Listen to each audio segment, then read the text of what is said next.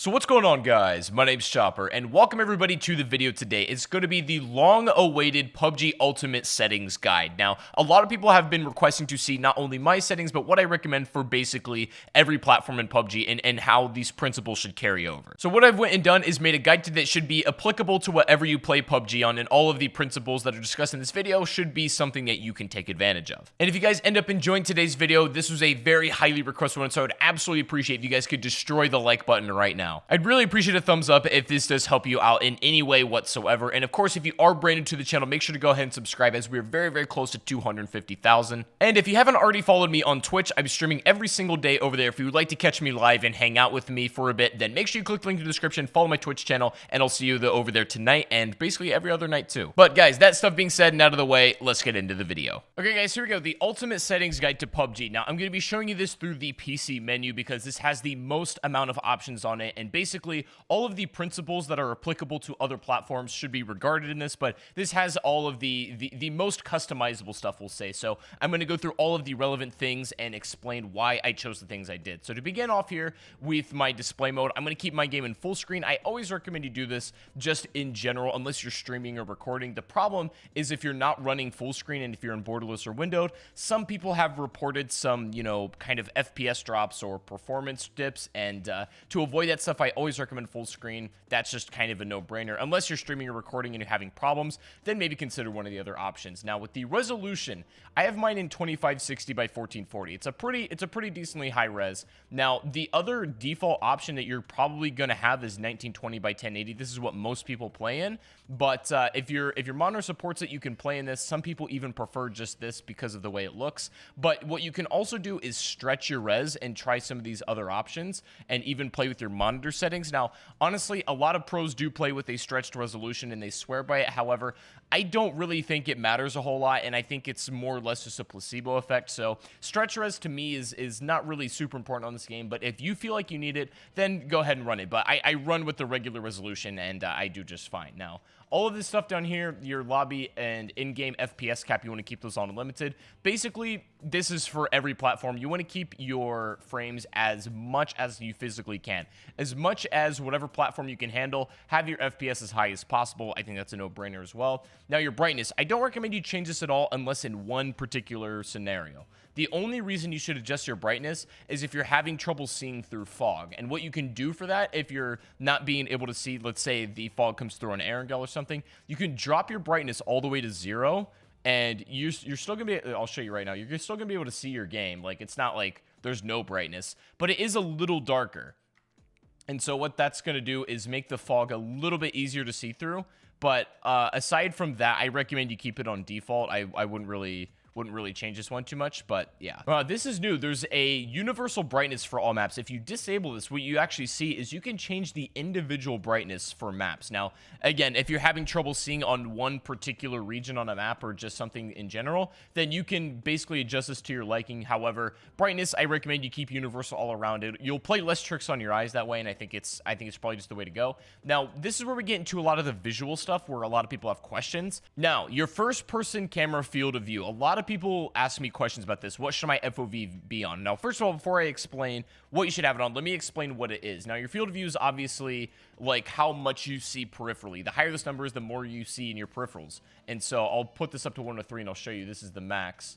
And you can see it's a lot more zoomed out. Now, I recommend you play on anywhere from like 90 to 95, but you might ask yourself, or you might ask me, Chop, why would you not play on 103? Just because you can get the most amount of like outside visual appearance, right? You can get the most bang for your buck, basically. Now, the problem with that is the more peripherally you can see, the harder things that are in front of you you're going to be able to see. So everything that's in your direct line of sight, the higher your FOV is, the more difficult it's going to be for you to spot those enemies. So I think a good middle ground is anywhere from 90 to 95. Mine's a little bit on the higher end of that, but you can basically play with what you like. But I think this is generally tends to be the sweet spot here.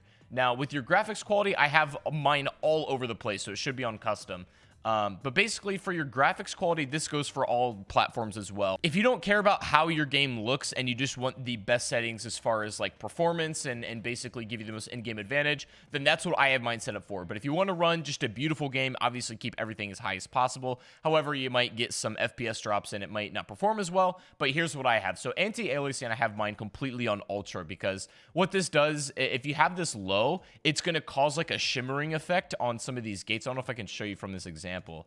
If I put it on very low, it's kind of hard to see unless you're moving in game, but like I guess the edges aren't as like well defined, and it can cause some trickery of the eyes. So I keep mine on ultra. Don't really have any problems with that. Post-processing, I have mine on very low. You can really tell the difference here graphically if you put it all the way up. It just kind of makes all of the like lighting and shadows look a lot nicer. But I drop mine to very low because it keeps everything bare bones, makes it easy to see. Same thing with shadows to some degree. It's the same concept. Although there is a new thing in PUBG where basically everyone has the same default shadows now, so that one doesn't matter a ton. Textures, I keep mine on medium just because this is basically, I don't need anything more than this. It's just a little extra, and then anything less than medium just kind of looks poo-poo.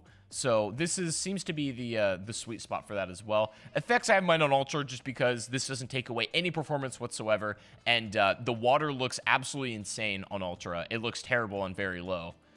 So I recommend you have this one on the highest possible, and it even makes grenades and like Molotov effects and that sort of thing a bit easier to spot. So this actually does affect a little bit in game, and the higher you have it, I guess the more you're going to be able to pick up on those sorts of small details. Now for foliage, obviously have this on very low, or at least as low as you can, because this is going to be the addition of like bushes and trees and stuff, potentially making it a little bit harder to see people. For view distance, okay, so this is another one I get questions about, and why I have mine on very low. Now, the thing is, if you look at the picture, all it's doing is stacking more compounds off in the distance over there, and just providing detail. This does not affect the distance at which you can spot enemies. What this does is have other things render into the game, so it's literally just more clutter. I have mine on completely very low just because if I'm looking off in the distance, I don't want any extra clutter if I'm trying to spot enemies far away. And again, it doesn't affect that at all. For sharpen, I have mine on disable. I've never really tried to play around with this one. I guess technically you could have this one on if you wanted to.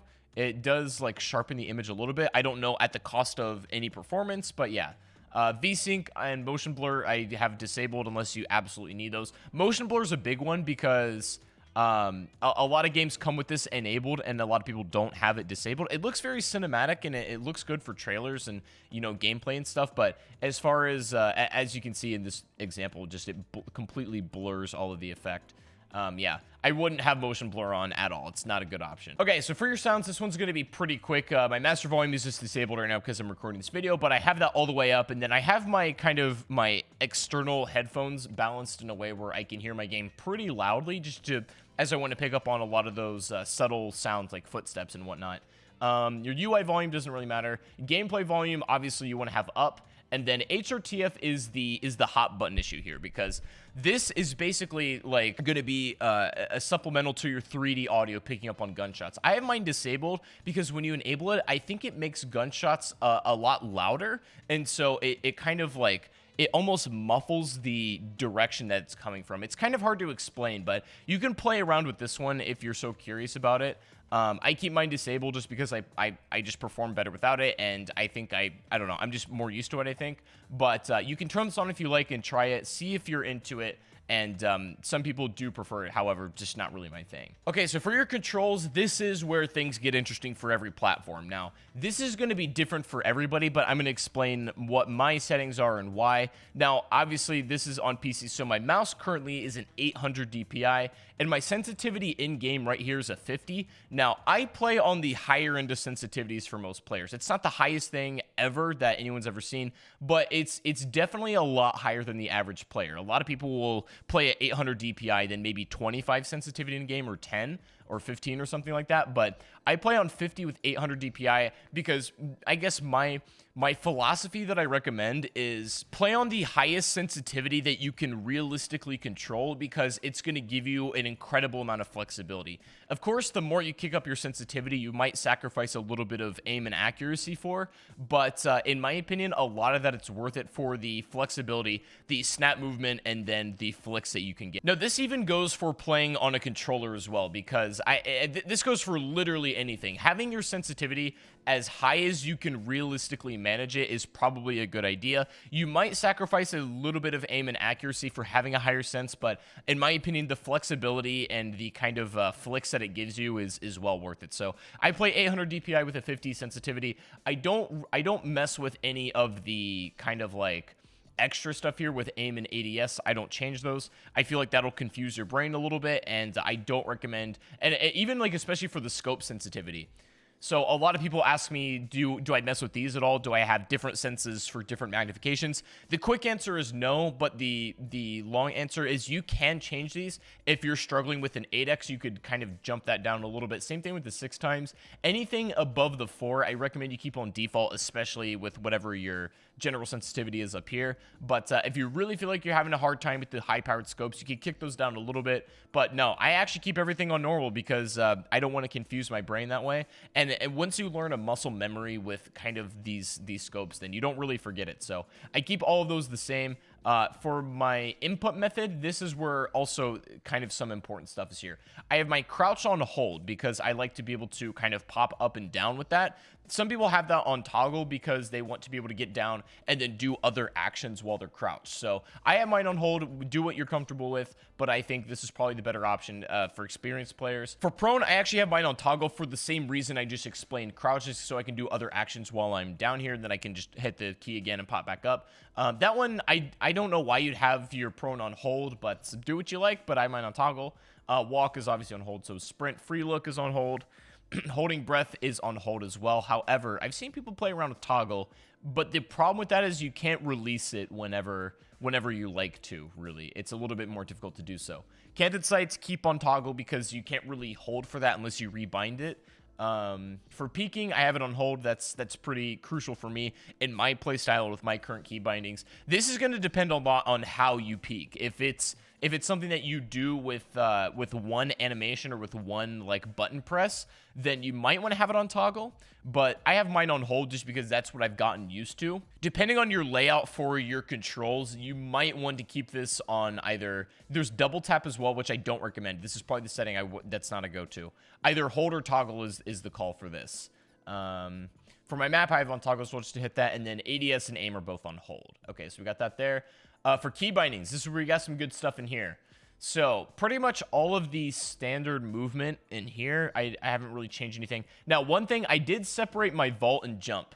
This is something that you might want to consider depending on what kind of player you are and how you have your controller scheme set. But I've separated my vault and jump because I got really sick and tired of trying to like kind of strafe around a corner and then getting like vaulted on a small piece of object and just getting gunned down. So that was getting annoying, and I separated the two. It just kind of makes for a little bit more freedom of how you move as well. Down here for combat, I changed, I took off aim/ADS because you want to have these separate. For my aim is actually my middle mouse button. I don't use this a ton. Now, if you're playing third person, you might want to consider putting aim on something that's easy to access, like probably your left click if you're going to be doing that, or maybe one of your other mouse buttons. But since I use this just situationally, I think having it on the middle mouse button's fine. For my ADS is obviously my left click, and then toggle canted sights, because I don't use canteds a ton, is my alt right click.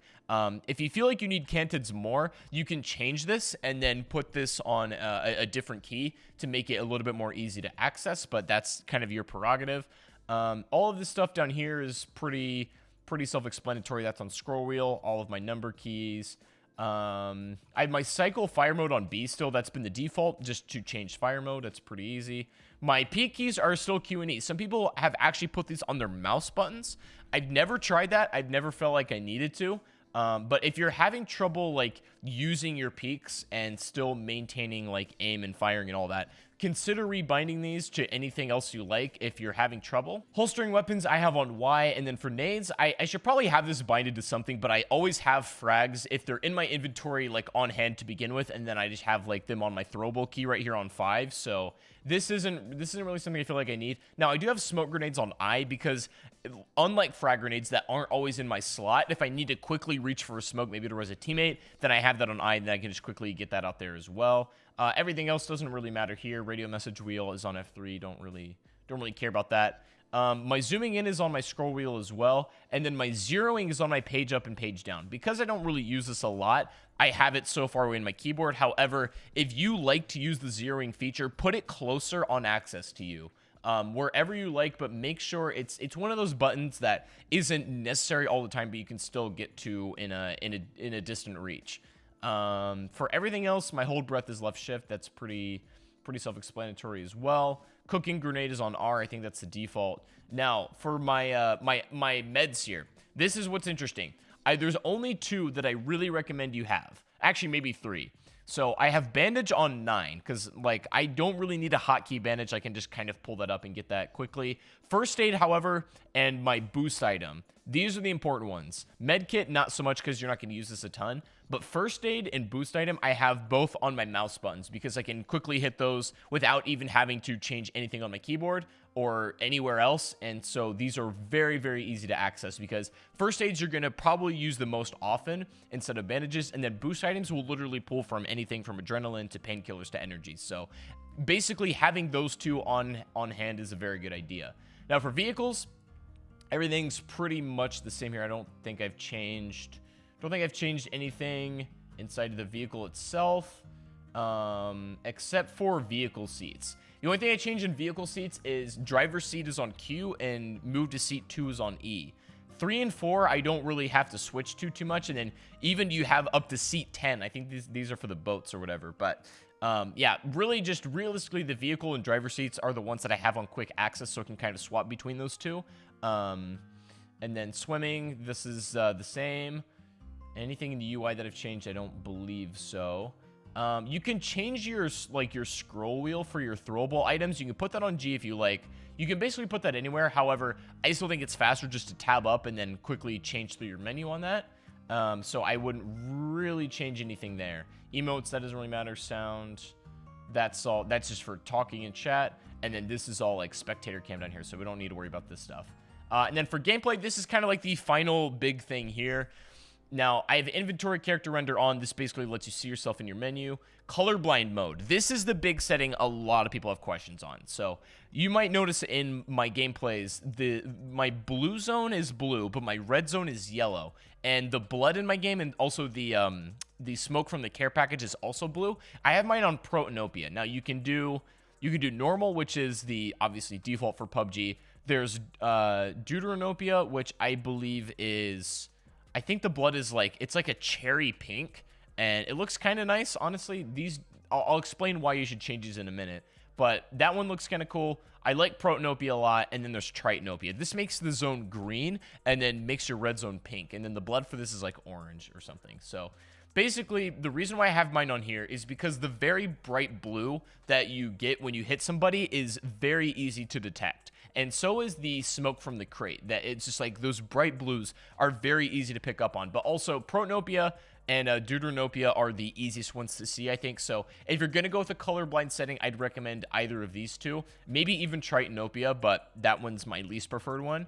Crosshair color doesn't really matter too much, although I have mine on blue. Anything where you're not going to lose it against a background, right? So like deep purples are kind of good. Some reds are very good as well. Yellows, I wouldn't recommend. It's going to be a little bit too bright. Pink, you might be able to get away with. White, I recommend you change it anything out of white or black.